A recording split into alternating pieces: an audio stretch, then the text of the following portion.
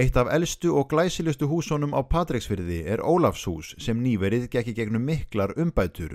Húsið var upphaflega byggt eftir að Sigurður Bachmann, kaupmaður á Vatneyri, missti íbúðarhús sitt í bruna í desember 1892 og fékk hann Gunnar Bachmann í smíðina. Bygging hússins og endurbygging verslunarhúsa sem einnig brunnu urðu þó Sigurði ofviða.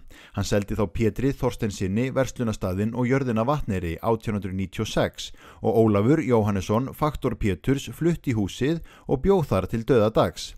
Húsið var í slæmu ástandi þegar núverandi eigendur keyptu það, en þá var búið að lofa slökkviliðinu húsið til æfinga.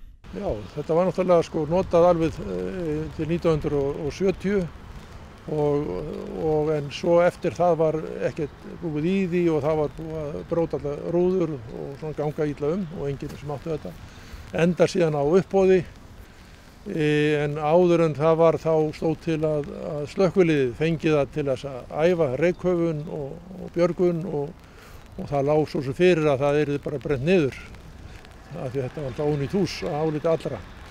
En það þurfti að finna eigendurnar, þannig að það var uppboð á þessu og Jón Magnússon sem var eigandi Odda og skipstjóri, hann kaupir þetta á 251.000 ef mann rétt, 1983. Og bjargar þessu frá því að vera brunarústir? Bjargar þessu og endurbyggir það, þetta er náttúrulega merkilegt hús og tengt atvinnusögunni frá raunverulega upphafi. Og þá er endurbyggt íbúð á efrihæðinni og skrifstofur á neðrihæðinni. En núna nýlega búið að endurbyggja húsið aftur, segðu okkur svolítið frá þeim endurbótum. Já, síðan þetta gerist það að það auðvitað eldist og rekstur gengur ekkert alltaf vel. En svo fyrir 4 árum síðan þá er ákveðað af þá Vestra sem er annað útgerðarfélag að endurbyggja það og það tók 3 ár og lauk raunverulega núna bara á þessu ári. Þegar verið að endurbyggja svona merkileg hús, já, það þarf að huga að smáatriðunum. Já, þetta er náttúrulega, við pössum okkur því að fá bæði góðan arkitekt að þessu og smið sem eru vanir endurbyggingum gamalla húsa og reyndum að fara eftir öllum reglum sem eru endurbyggingum gamalla húsa nema það sem við gerðum við sýnum miklu meira inn í því hvernig það var byggt og breytið að því lit til. En nú er þetta í dag bara skrifstofur á útleigu og það er engin laus skrifstofa eftir, það er bara þannig.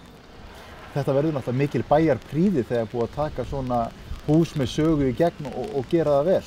Já, við teljum það og einnig að þetta er hluti af götumyndinni sem er mjög gömul og einhverjum ástæðum tekist að vernda þessu gömlu hús sem er náttúrulega frá þessu 1893 þetta og til 1930. Þetta er allt hér, þessi hús er öll gömul og það er verið að huga því núna að gera meira fyrir þetta svæði til að vernda bæði götumyndina og vernda sögun og menningur sem hér var. Liturinn á húsinu, hann var nú ekki svona? Nei, það var dálítið umdeilt þegar við ákveðum að hafa þennan lit grænan með svörtu þaki. Hér var álit manna hér ætti öll hús að vera hvít með rauðu þaki, það var einhvern veginn. Þannig að það var aldrei ágreiningur en það leystist sem betur fyrr.